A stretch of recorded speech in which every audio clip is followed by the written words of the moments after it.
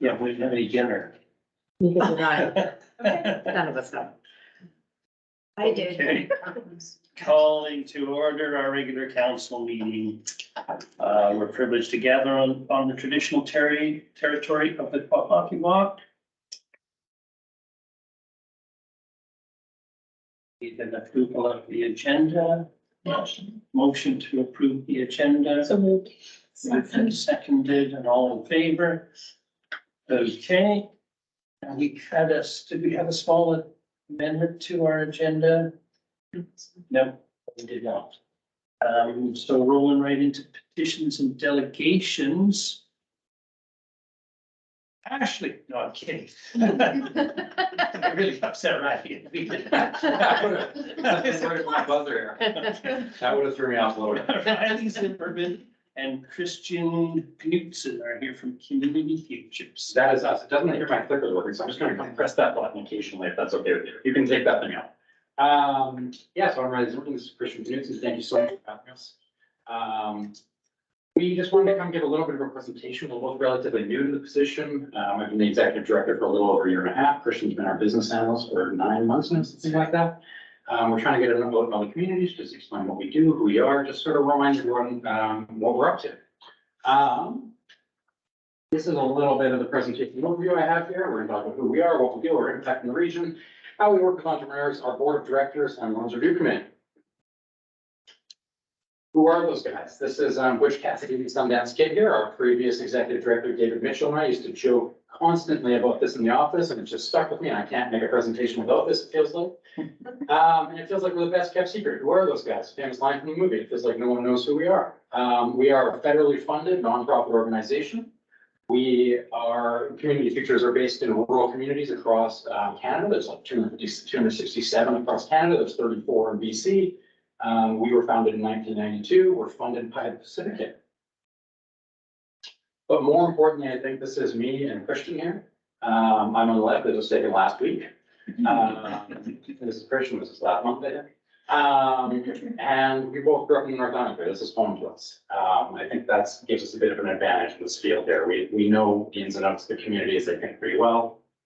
We're both born and raised here. I went away to business school for a little bit and came back. I've been at Community Futures for about 8 years now. Yeah, I was an accounts major at University of Calgary and then became a beekeeper. Did that for a couple of years. And now I'm a beekeeper and a business.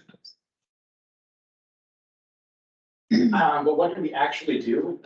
We support community growth, things of that nature there. We do a lot of community economic development work. We don't have a budget for community economic development. We support projects just by being a part of a lot of different conversations in the region. I'm part of FinTAS, we're part of the chambers, we're part of FinTAC. We help with the regional districts set up economic development forums now every 6 months or so. The big thing that we do is support entrepreneurs and businesses. A lot of it is through business loans. And I'll talk about that as we go on here. This is our region, as I'm sure many of you know, the Mount Waddington region. We have a population of roughly 12,000. Goes all the way up to Bella Bella, those fun places up here. Obviously the Triport area, Kingdom, Echo Bay, all the way down to the Watsons of Ballastown. It's a pretty sparse, large region. I threw this up here. This is what we've done in the past 5 years in terms of our lending for the most part here. So in 2017, 2018, our office lent $1.2 million, 1.9 next year, 1.8, 2 million, 1.1 million over here last year. We're on track for a little bit of a slower year this year. It feels like COVID is finally catching up to us. The second row is here is syndicate dollars lent. So the maximum amount that we are allowed to lend is $150,000 to a business. And the way around that is we are able to do syndicate loans.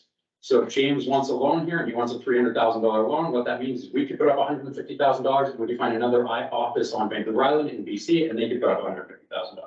I think our office does more of these than anyone in the province. We're sort of leader in a lot of these here. We do a lot of larger loans. So this is all the syndicate dollars that we've brought into the region.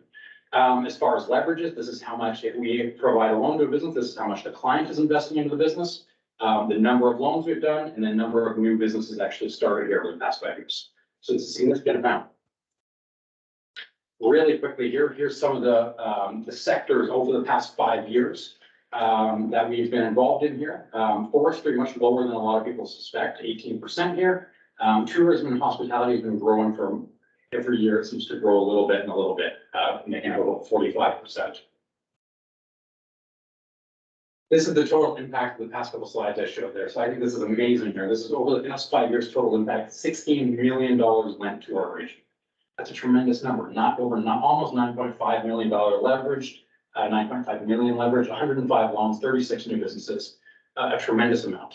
I often try to think what the North Island would look like, what our communities would look like without community pictures, and it's a very different place. Okay, don't worry, we're reading the slide here. This is my horrible slide. I have one more horrible slide, but I'll try to explain this again. This is the Regional Relief and Recovery Fund. On the onset of COVID, the government, federal government put out 2 forms of loans to help small businesses right off the bat. One was CEBA loans, you could get through a bank.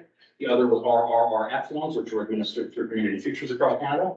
And these loans here, you could essentially get up to $60,000 and $20,000 if $40,000 would pay back, $20,000 would be forgivable if it's paid back by December 2023, so December of this year coming up. Our office gave out 29 of those loans for $975,000, so that's on top of the other numbers we did there to help businesses get through COVID. But how are we actually working with you? We do business planning, financing, ongoing support, training. It's almost next slide. Let's move on. Business planning, we offer expert advice, one-on-one consulting. This is a big part of what Christian does here. This is a big part of what I used to do before I was in the executive director role. Lots of people come to us, they just have questions. They want to talk about the viability of an idea they have. They want to talk about marketing strategies for their business. They want help with a business plan. We will help people with business plans. We will not write the business plans for them, but we will sit with you every step of the way and explain exactly what we're looking for. Financing, huge part of what we do here. A big thing, obviously, as some of those stats show there, we provide a lot of loans to the community. These are loans, not grants. We expect this money back. Just because we're a nonprofit that is here to help small businesses and things like that doesn't mean you're guaranteed to build one. We still have a committee that goes through reviews, make sure the business is viable. We think it's going to be successful before we lend any money, make sure we have collateral, security, all that fun stuff. But it's much easier to get financing through us than a traditional lending institution most of the time. We have competitive rates and flexible arrangements and loans that flood the needs of your business. It's a big part of what we do. For instance, if we have a kayak company to come to us, they want to start a kayak startup. It's possible for us to tailor the loan payments to be big principal payments during the busy season and then interest only in the off season. We are able to do things like that. Success in business, here's some fun stats here. Stats Canada tracks small businesses through their federal business numbers. Their analysis includes a comparison between CF-assisted businesses and bank-funded businesses. And almost always we get these stats every year. This is from 2017, 2018, and it's the only reason it's from a few years ago because I have this funny infographic, but the data is essentially the same every time. Businesses that are helped through Community Futures versus non-businesses that are businesses not helped through Community Futures, they have higher employment growth rate, higher sales growth rate, better business longevity rate. It works. It's a fantastic program that we offer. Our office puts on a fair bit of training every year. This is Christy Drager. She's worked at our office for many, many years. Feels like 100 years. I think she predates the office, it feels like. She offers lots of training, Microsoft Excel, introduction to bookkeeping, Sage 50. She does these a couple times a year. I think she's doing bookkeeping right now. She's at the office, and that's what she was doing. Excel. Is actually doing right? Excel. Okay, perfect. The person that walked in liked me then. And in the past, I've done a lot of business startup workshops, not opposed to doing that. I haven't done any of that since being in this new role, but it's something we can definitely do again. And it's something we enjoy doing. There's the self-employment program. This is just some of the programs we offer here. So the self-employment program, we are a subcontractor of, and I think it's the best kept secret on the North Island, even better than us. We are a subcontractor. The main people involved in this are Work BC and Knives. And this program, if you are on EI or have been on EI in the past 5 years, you can potentially get on this program. You can start your business and keep or resume your EI benefits for up to a year while starting your business. That's a huge advantage. That's a huge extra amount of money to help with your living expenses when you get going. It's absolutely fantastic. So usually when I meet people, I ask everyone, have you been on EI? Because it's a great thing. The one shortcoming of this program in my mind is it is a government program. There are lots of hoops you have to go through. There's a lot of process to get on this. Not impossible by any means, but it isn't just, oh yeah, we're good to go tomorrow. We also have this here, Venture Connect. So Venture Connect was originally a subsidiary business started by 6 Community Futures offices across Vancouver Island, us being one of them. And we helped start Venture Connect. And the idea behind Venture Connect is to help people looking to sell businesses and buy businesses merge together. So it helps sellers prepare their businesses for sale. It helps buyers know what to look for when they're buying a business. This is Daryl. Daryl lives in Port Alberni. As far as I'm aware, Daryl might be the best person in BC for assessing business valuations and things like that. He often comes up to the North Island. We often refer clients to him that are thinking about selling businesses. Part of the reason we started this is because just looking at demographic trends, it's aging. There's a lot of boomers out there, baby boomers, getting out of the business now. We don't want them all shutting down. How can we transition them? This is one of the few services that has a cost associated with the business. Everything, all our one-on-one support is absolutely free. This here will be a free consultation, but if you want to do a lot more work with you, there might be a cost involved. Finally, this is my oral slide.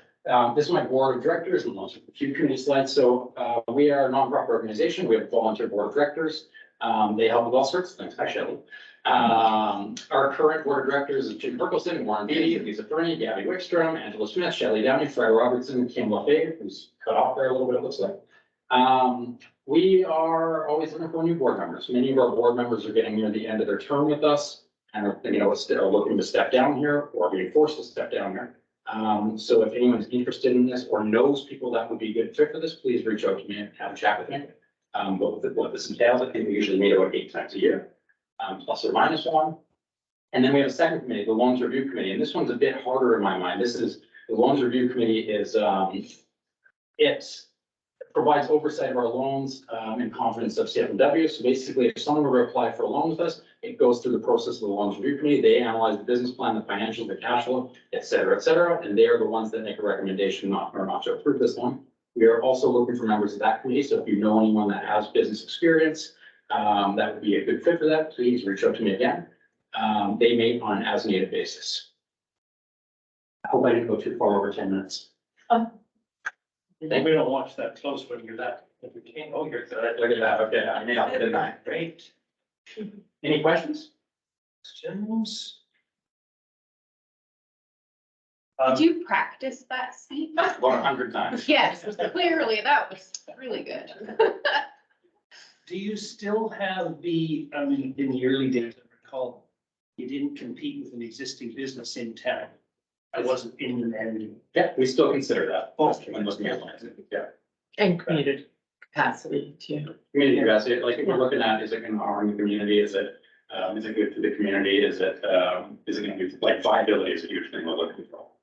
Do we think this business is going to be viable? We can be able to make the payments. If the answer to that is no, I don't think we're lending them. Right. But yeah, it's always exciting. We always get lots of different people, things like that, different ideas. And your terms of the board there, Yeah. you've got a mandatory. Yeah, so it's 3-year terms and it's a total of 3 terms, I believe, so like 9 years in total, if you wanted to go that long. But we have a few people on there that are coming up against their 9 year. Right. And same on the loans review committee. It's I think it's a bit different, but I think it's very, very similar. It's an excellent organization. I've been part of it, so. Yeah, if anyone ever just wants to know more about it, please come down right next to the barber shop there. Just come chat with us. If you ever want to know what we're doing. Open door. Any other questions from Mr. Cole or Mr. Flintoff? Or- Yeah. Thank you so much. Thank you. Just pass it freely. Thank you very much Thank you. for the Oh, time. yeah, well, I wasn't too fast. I was worried. I was like, oh, I kind of planned this for 15 minutes, not 10. Did well. Yeah, thank you. Enjoy the rest of the meeting. Thanks very Thank much, you. Riley. Thank you for showing up. Thanks, Ed.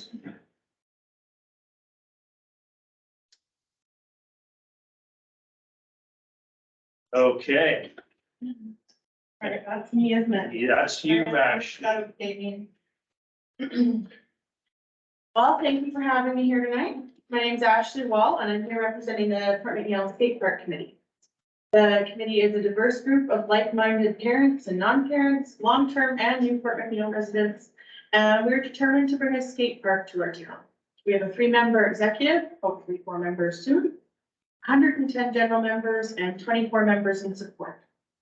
We came together in the fall after pro skater, skateboarder Sluggo Boyce visited Port McNeil last August. And that visit really just showed us the need that there were increased recreational activities, particularly for youth. The park that we're working towards is well designed and visually appealing. It's modern and incorporated art, street art, and encourages artistic expression. This park is inclusive. Its users vary in age, ability, and skill. The features of the park allow for skateboarders, scooter riders, roller skaters, rollerbladers, bike riders, and wheelchair users alike to enjoy the space. We see benches and picnic tables for outings with family and friends. You see that it is well lit for gray days and has a covered area so people can still use it on very wet and very sunny days, which we do a very occasionally. As you can see, this skate park is broken free of the historic and stereotypical vision of a place for hooligans and miscreant behavior. All the same, its location is open, visible, and inviting. In October of last year, we sent out a survey to NIS and elementary schools in Port McNeill, Centula, and Alert Bay, as we identified this population as our target demographic.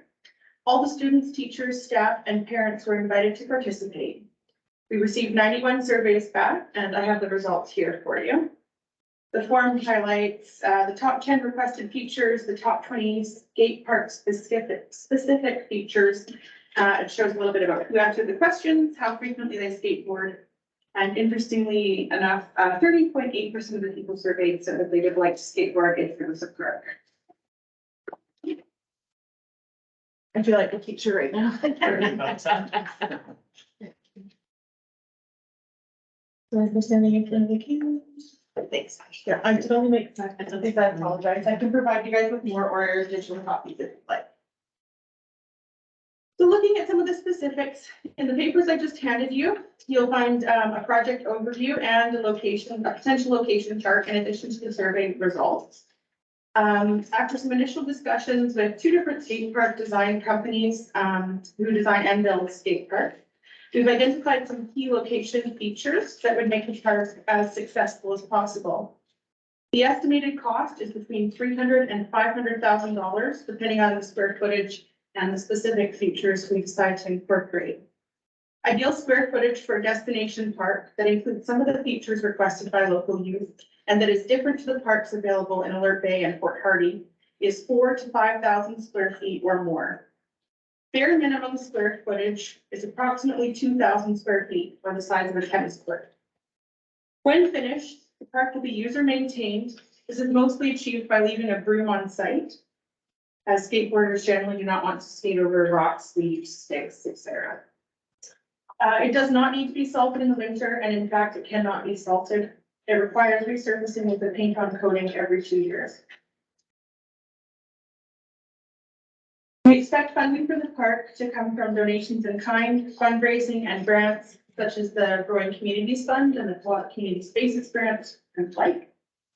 Additional support is anticipated to come from the community in the way of labor, volunteers, equipment, and or secondary support, such as marketing or food and water for volunteers during construction, etc.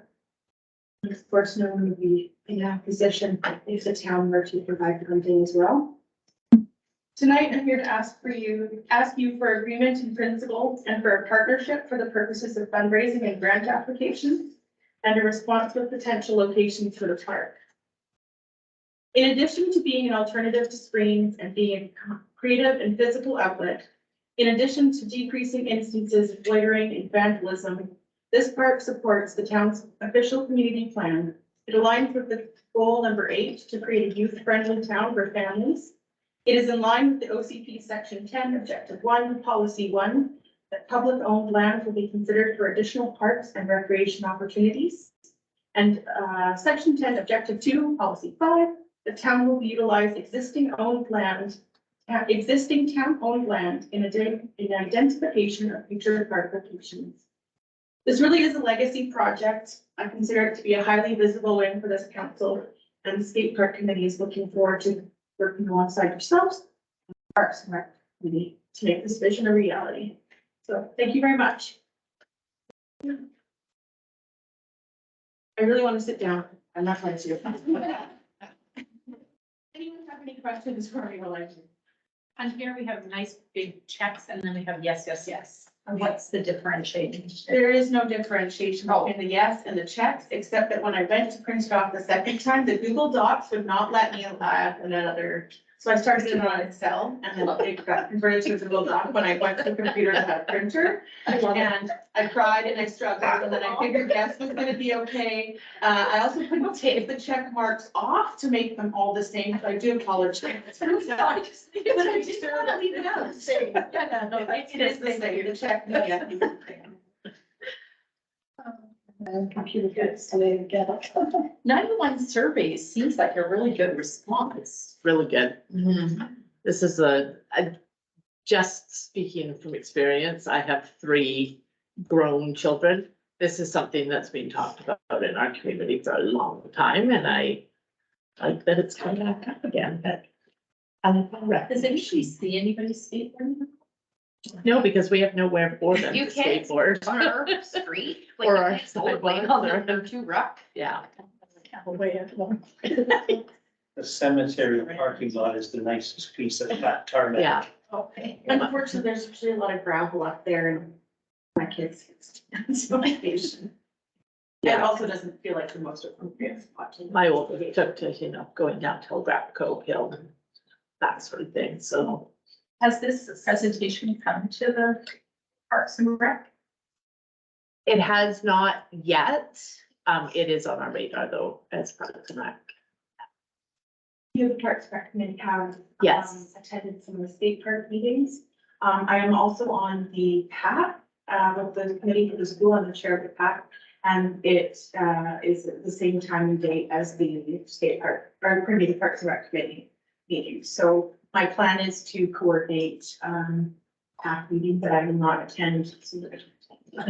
Parks and Rec. On any of the land that may involve school district participation, have you had any contact with the powers that be in School District 85 who might comply with some usage? I have not yet. Okay. I figured the first step was to approach you. I'm definitely not opposed to discussion with the school district and maybe meet collaboration as well. Oh, yeah. Yeah, there's been a couple projects down that are school-based, or school district partnerships as well. Yeah. I think over the years, like it's been talked about, like Leanne says, for a long time, but nobody's ever done this. So The work. hats off to you guys. This Yeah. is really tangible, real stuff. That's great. When Sluggo was here, I opened my mouth and to my daughter in the words, "I'll help you get a skate park." And I love this. Is the person you're mentioning? Pardon me? That's his nickname. Sluggo, right. He is a professional skateboarder. He's also a professional gymnast. He's originally from Victoria. He has a company called Red Dragon, closing himself. It's an apparel He company. came up in August, I'll hand it out. You would have- Lots of free. Yeah, Yeah. Oh, yeah, just in the back of his truck. it's been around since our kids were young, shall we? I did get a chance to meet him very briefly while we were handing out skateboards and thanked him very much for coming out. And he said, this turnout is crazy. So at the parks down in Comox and Cumberland and in Campbell River, they had 10, 15 kids show up that they handed out skateboards to. And there was hundreds here. Huge contingent from River Bay as well, because I was in Yes. town later. Yeah. All these happy kids were heading for the ferry. Well, that's nice. It was really Yeah. nice. And now they do have a skate park in Alert Bay, and I've been in discussions with Heather Nelson Smith, who's the CAO. She was the CAO in Alert Bay when they built the park, and she was very instrumental in that. She's the CAO of the event. And she said that they actually experienced decreased numbers of vandalism, littering, and that group over there we created a youth mentorship program. So the youth that were involved with creating the skate park are now mentoring other youth in Bay. They're hoping to have camps this summer and some competitions. Cool. Thanks. So there definitely is a skateboarding community. We've got skatable pavement. Yes. So you're looking for partnership and support, Sport and principal. support of principle. Support in principle. And then you would like us to pick out some ideas of places at this time, or you just are looking for partnership and support right now? Partnership and support, definitely. Yeah. I'm hoping that, we can be heavily involved in the grant writing process and that perhaps, that could come through the town.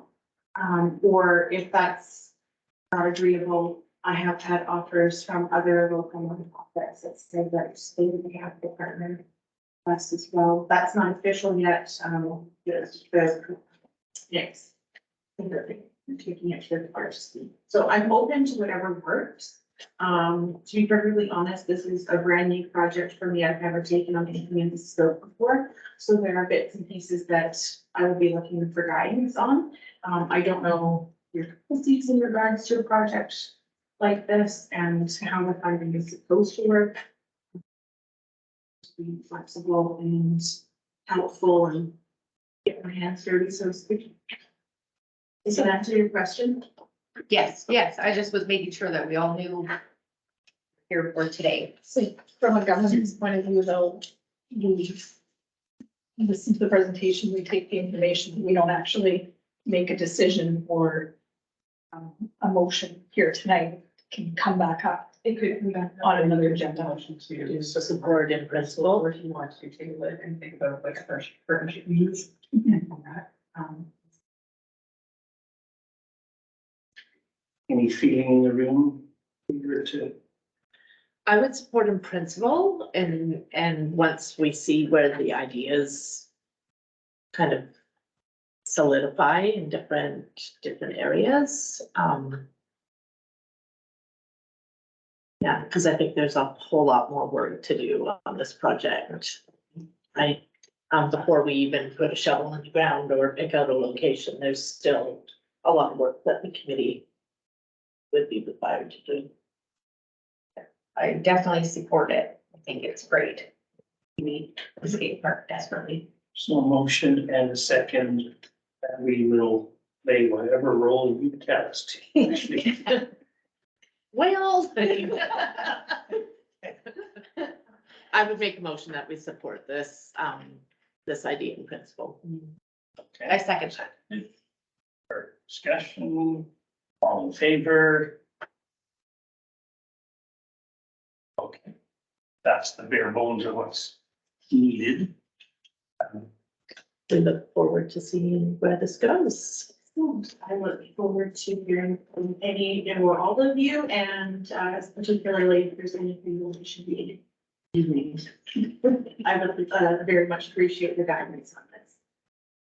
Yeah, I think you've got the groundwork laid for something wonderful here. And I'm pretty sure we all, during the run up to the last election, voiced our support for such an endeavor. I know I did. And just because it's 5 months ago, doesn't mean we change that. So I think we're all somewhat obligated to do what we can. Yeah, and not in 2025 or 6. So, I think number, what is it, 15 or 16 on the list of top 20 requested fees. Do it ASAP. Yeah. Do it now. Not on that list is a statue of my mom, and that came from Felix. So if you do feel so inclined to. Thank you for your Thank you time, very Ashley. much. thank you guys very much. Well done.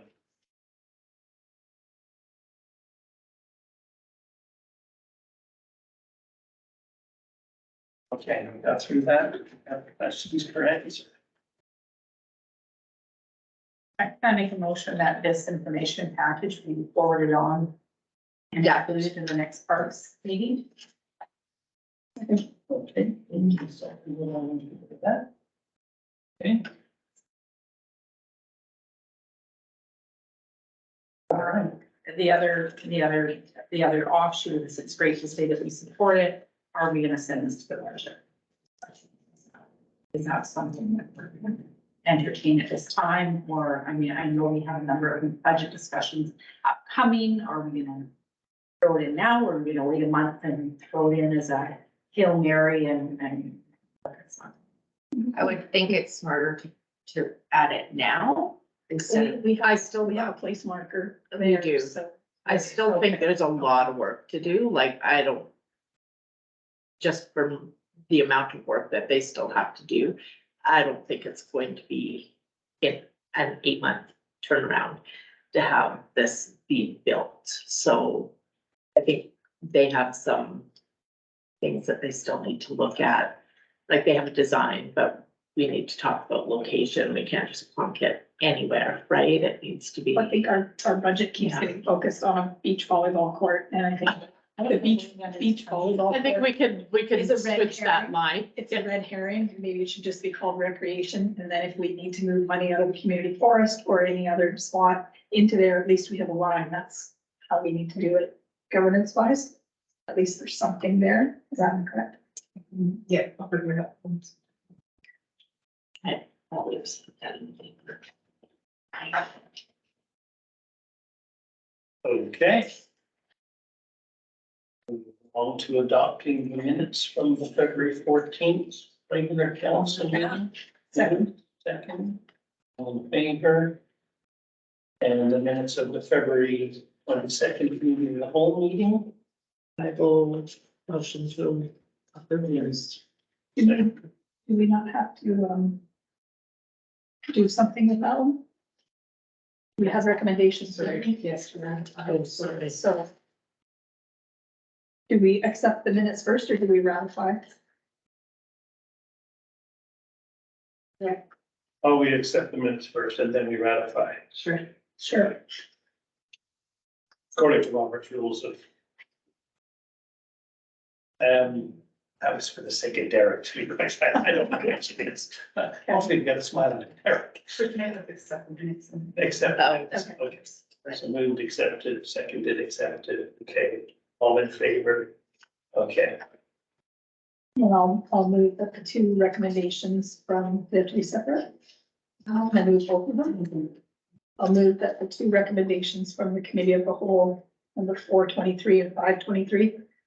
Be ratified. Second. Okay. All in favor? What's this? That's good. Yeah, okay. Oh, she's saying the date. Yeah. Thank Yeah. you. That was like the numbers. Okay. And just getting down to reports then. Okay. Council reports. Councilor Carson, I'm doing the hard work for us all. Right? Yeah, Be taste. yeah. Yeah, did you guys find it interesting? Yes, learned anything? I hope the town learned something. I found it very interesting. I quite liked it. And I'll probably keep trying to type my reports because it's easier that way instead of trying to fly. You guys have any questions about it? Do we have a spot in iCompass? I'm sorry, I missed that training where we can go in and submit council reports. Yeah. To do with it. I know when we originally purchased the software, that was. Actually heard of it. Yeah, okay. If that's something you want us to move towards doing. I was thinking about that. Most of us, I think it's been a pretty busy, all of us, it's been a busy Yeah. month in February. And so, like Michelle saying, if we're doing it in iCompass, then it's fitting the bill of everything. We can arrange a training session. Yeah. Okay. Then you can kind of do it as you're having your meeting. Well, and kind of know what we should be reporting. Deadline wise is what I'm thinking Yeah. iCompass would get us sort of. Yeah, we can do that. Did you have any solid takeaways from it you'd like to verbalize? Well, to me, because what they're focusing on right now is teaching literacy, but at pre-kindergarten level. Because, our new coming people, or even just in general, we're not at our reading levels and comprehension, so they're really focused on getting to the kids younger to try to improve. Yeah, you don't think of things like that, and then you go to one of these meetings that you're like, oh my God, right? And it was amazing. It was just learning about that, and that they are one of the last safe spaces. So homeless people are welcome, families are welcome, But absolutely anyone can go there. You can read a book, you can have your headphones in, you can do research. If you're new to a town, there's lots of people that's the first place when they move to, is they go to the Vancouver Regional Library. And that's where they learn what's in the town, right? So, I don't know, it just kind of opened my eyes, and I wanna go take another look at our library, because I haven't been there in a while. I mean, I go all the time. You guys should be. Excellent. Mhm.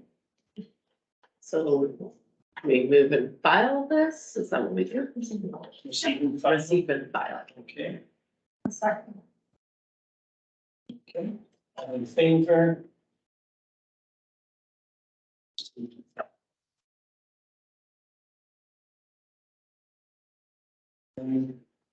Public Works Operations Report.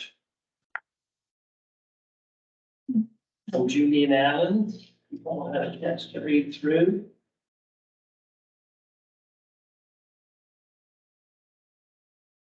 Fairly extensive. Mhm. Move to receive, Move to receive and file. Second that. Okay. All in favor?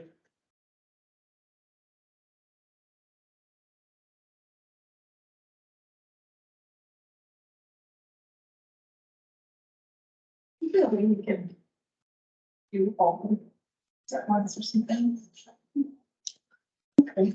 I remember that way for us to do it. Yeah. I know. Yeah. I would have received it back to that. Okay, so I motion that we receive and file this is Okay, report. That's the beginning. okay, all in favor? Thank you.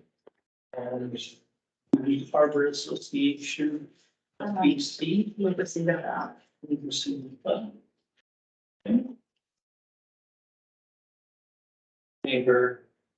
Okay.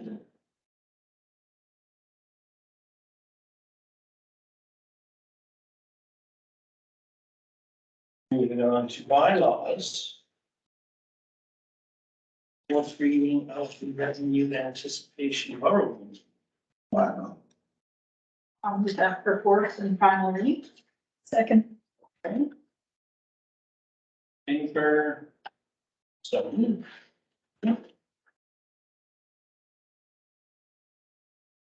Harbor 2023 ranking.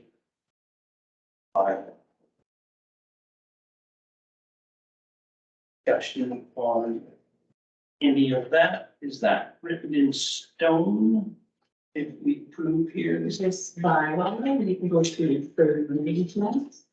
You can go away and think about it, or you can go to second reading and think about it, or if you have questions, I can answer tonight, or not give any of these tonight. It's up to you.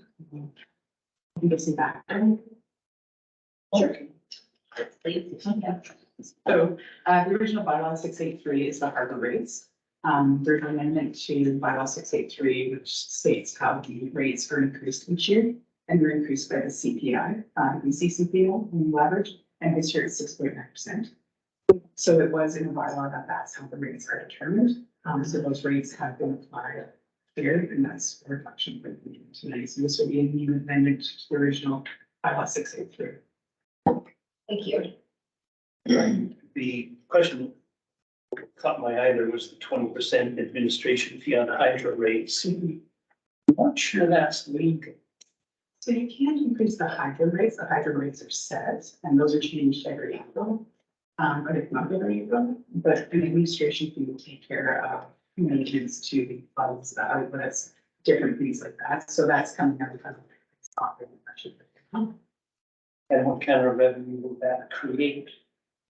Harbor, if you charge 20% on top of the existing hydro payment, it will be significant. And we know what happens to loose money in the hands of harbor authorities. Float. No. But I think I'm not ready to roll with this yet. First. So I'd like to spend a little bit of time with it, with a few more questions addressed. We can table that.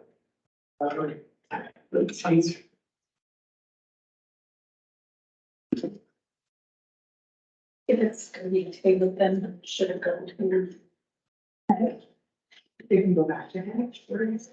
Did it go ahead? Because it's my lines. Yeah. Just following the bylaws to Yeah. increase the rates, so following the bylaw that's in place, those are the rates. Okay. Therefore not. I don't have a question about the rates. Yeah. The rates I'm not questioning. Some of the other additions here. There's a lot of add and removes. So I can't speak to, and I'm pretty sure that's discussed at the because I've meeting. That's discussed. The admin fee for that, I took over under. My concern and what I've heard at the head previously, I've heard about that last meeting, but, our hydro doesn't seem to be, consistent. Like, there seems to be a lot of questions around the amounts that are charged. And it's the locals that are getting, hit kind of thing, so I'd hate to see us move into that if it had to do with our mapping and everything and the draw. Remember Glenn Robertson's wife did a presentation on the actual math of the homes and how much you could actually pull, and yeah, and I don't think we quite have that concreted yet. Yeah, So, there's, sorry. Just correct me if I've got this wrong. My understanding in that meeting is that, yes, there's the cost of pound, but only charging for the cost of pound. And if it's just a flow through, there's no actual revenue coming in to ensure that the infrastructure to take the power to the vessels or to the places, there's no revenue coming in to attend to that or improve it or even maintain it. And my understanding is that's what that fee is for, is because there's some infrastructure that needs to happen. And there's no, it's coming off of other air pockets. And it's directly related to that, so, it's 20%, right? I don't know. That was the basis for it, and it seemed sound to me. I have a boat word there, and I don't pay an electrical bill, so I don't know what that looks like, practically speaking, but that was the basis for it. Do I have that? yeah, so right. Yeah, when they need to replace receptacles, they need nutrition plumbing, that will come out of the operating budget right now, so. There's also another clause in here to your annual hydro, you'll be a 2% discount as well, so. That's the gist of what I was thinking. It's just basically putting a percentage aside designated for hydro. To ensure that we have. Yeah. Stable, secure. Right, so if something happens, we have the resources and reserve to fix that or to upgrade the system or. I was gonna ask if your question, how you were saying, like, how much would that be? Whether it's a small amount or a large amount, I was curious why it would matter to you, like why you were asking. Cause I just guessed perhaps our lives in 100,000 in hydro charges. Yeah. In a year, and 20,000 is an awful lot of repairs. So you're just thinking it's too high. That's my feeling. I don't think it's been a big budget operation item over the years. It's a fairly robust system down there. You don't see K&K Electric down there that it can come down once in a while. But I'd like to have a little more information Yeah. about what we're locating there. And the study that Karen Schwam did years ago when she was on the harbor. Some of the usage was impossible. We're paying for a 20 amp cord plugged in steady, couldn't use what they were paying. So she did a great analysis of it, very in depth. And I don't know if that ever actually filtered into the charges at the time. I don't think it did. So perhaps we could send this back to the head for review and then give us time to. Yeah, I think there's expertise in the hag. Shouldn't overlook. There's a meeting Thursday night, so that's why I was saying if we're not, even if we did give it 3 readings tonight, you could still fix it, even if it's 2 readings, you've still got to do 2 more meetings to get it passed, so there would be time to. Yeah, what's going on? We need to have this done for the budget set though, correct? Well, this one is March 1st. This is a board, yes, this is for annual rates, so we're going for the harbor going forward, so no longer get, tax rates from. Oh. So, but the harbor rates are gonna go up by the bylaw. It's all this ad stuff. It's just the add-ons that we're Yeah. questioning, but that's part of the bylaw, like it's all wrapped into Yeah. one. But will the CPI increase just go ahead, or will that be, we can't really go back and change it? It still needs to be bylaw passed, but pass it before until charge. So the old one's still there, so the CPI increase would happen, and then this could happen on top of it.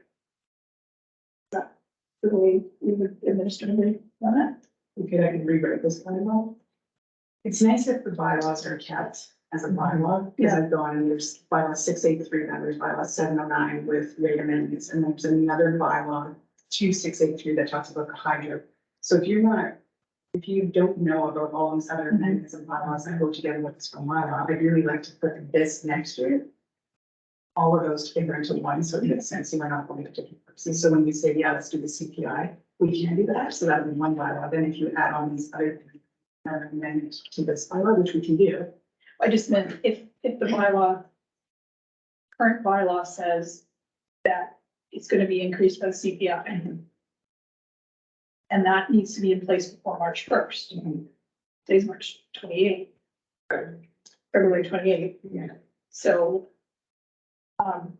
you know, can it, that's what I guess that's what I'm asking, can it wait? Or does that just kick in anyways, and then any changes we make to it get adjusted? How does that? We can just do the rate increases for the bylaw, put those forward, and you have to bring these other things back to the section. That's just what's a big deal for you. Administratively, we can have it all in one bylaw. I can bring this bylaw back at our next regular meeting just for the CPI increases, so that happens. Or we just go ahead with the rate changes. We just go ahead with- We can go ahead and start billing, and all these other ends, I can bring this up as an amendment to. So is it just the 6.1 that you're having an issue with is the, No, you've got an increase for lockers at the end of the dock that we haven't had access to for a year. So how are you charging for use at the end of the ferry wharf? So it does open, those rates are there to be able to charge. Yeah, So we can go ahead with the 6.9 rate increase, leave bylaw 709 in place as it is. The other that was brought forward was the adding the transient rates to the insurance stuff. That was brought up by Troy, so that's a glaring miss. Why is it here? The transient, Wasn't that when we went forward? there is transit rates on 2.3. there. Yeah, but there was, no, I got this wrong, but there was discussion that, if transients were billed daily, it was cheaper than going weekly, or there was something, It was the language was. and that's come up multiple times from the group itself, so, but it just never translated. The other, is it not possible that we could move this document forward and then we just set aside 6.1B, either reduce the amount or we just remove it and bring it back. That's what I was gonna suggest. And then this time, Like put in instead of 20, a 10% and then, admin fee. or 5%, pick something. The intent is to still have some. If you pick any percentage, then it's in her bylaw, and she could just amend that number maybe, and it would still stay here. so I bring this back next time, if council said 5%, bring this back, it's 5%. So just bear with me, I'm not a harbor user. How are hydro rates right now? If you're paying your hydro in advance, How is that determined? So the rate's set by every April first, they put out rates, with standard rates to charge. And then I bylaw where to change them. It says each January, but I'd like to move that to April because they don't come out to then. So the exact plus seven, I think it's a small or based on last year, so it's a rate set by hundreds. It's not based on usage. No. It's based on court size. Okay, so 20 amp, 10 amp, 20 amp, 15 amp. Yeah. That's Yeah, where 20. So I'm just looking at this, like, looking at the math, if you get a 10% discount on annual, I like paid in advance, but then we're only charging a 10%. You're not making any money if somebody's paid in advance, right? Cause you're giving you back the, The way it was given was you can't make money on hydro, that's the. well, yeah, but like to put towards infrastructure. The discussion Yeah. previously was you cannot make money on hydro, so, Okay. if, if we can, Sprayed it. if we can charge an administrative fee and that gets around this, that's a different, but then I would like to know, like, how is that accounting gonna be done? Is that actually gonna be then separated out in a line that says this is the amount of revenue that's coming in, and then the electrical actually comes out of that, or does it come out of the general pot, or, and why do our rates change? Like, why, I don't even know this, but why does the bylaw do March for our rates when exactly what you just said? Like, why is it May? That's what I want to change everything and bring things current and put it into one line. So can we, just leave the rates and everything the way it is right now with that intent? And I don't know if you could do it with budget and this at the same time, but with that intent to actually do the cleanup and give it to us for, In July? well, maybe that's the other thing, is maybe she does get it to us for July or the next year. So we can, squeezing that. So we could go ahead with the 6.9% increase, leave this alone for now, go back to HAG. Rewrite all the bylaws so they're all pretty much together, so it's like everybody knows what they are. It'd be cleaner for everybody, easier for everybody to understand the plan as well. No, I'm sure, use their services. I mentioned that we can start working on that. I think that sounds, like, I like what you're saying, like, yeah, you've got 3 different bylaws and get a pattern of how our bylaw amendments are done. I mean, we're gonna be amending this every year. Yeah, so one of my recommendations was every 3 years. Instead of every year, because it's a lot of work. Yeah. Work through bylaw, get the advisory groups, just nice. Input. Yeah, and then come back to council. If the bylaw says you insert the new hydro rates every year, and the bylaw says there's a CPI increase, why does it need to go every year? I guess is my I question. agree, and I think staff and the summer, with summer. So we would just leave the current bylaw, which is CPI, which this year is gonna be a bit of a ding, and all the rest of it. We can read for the next little while here, but Yeah, sure. yeah. Okay. We need a- You want a motion for something? I mean, it's kind of deal. I won't say table this bylaw. So that it shows up on the The agenda. other bylaw still stands with the 6.1% increase. You'll still get to do the 6.9. 6.9. Or 6.9, sorry. Okay, We can't really control, because that's. That's yeah, right. yeah. So that bylaw will just stand while this gets worked on. So that just in future agendas under 6, we'll have the harbor bylaw table. Yeah. Okay. Yeah, motion to table the bylaw numbers. 7. Thank you, 7-1. 7-1-6. 7-1-6. Second that, 7-1-7, 7-1-7. All in favor? Oh, sorry, Mine says 716. 717. that's the anticipation. Oh. Sorry, 7-1-7. The harbor one. Move to table. We're all in favor? Okay.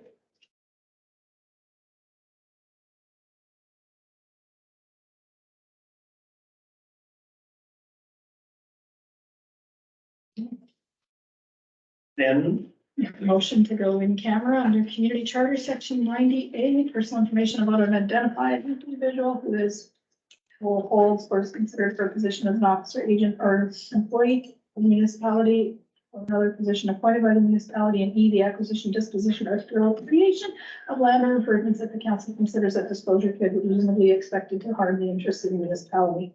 I'll second. All in favor? Well done. Okay. Questions from the media and public?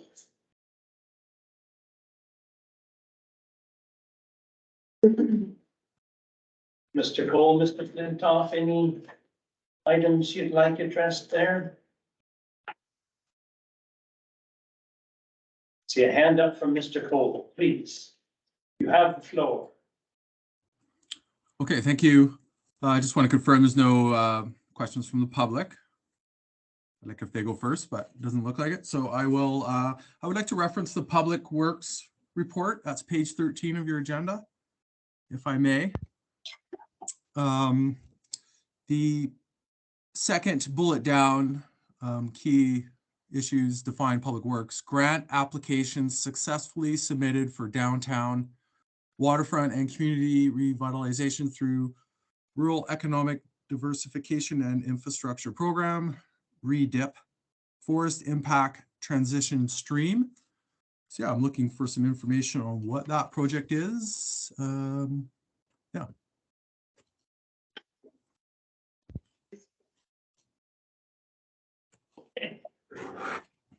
Anyone like to take Mr. Cole's question on the weekend? Yes, so Derek, there was a grant program introduced. One of them was for forestry impacted communities.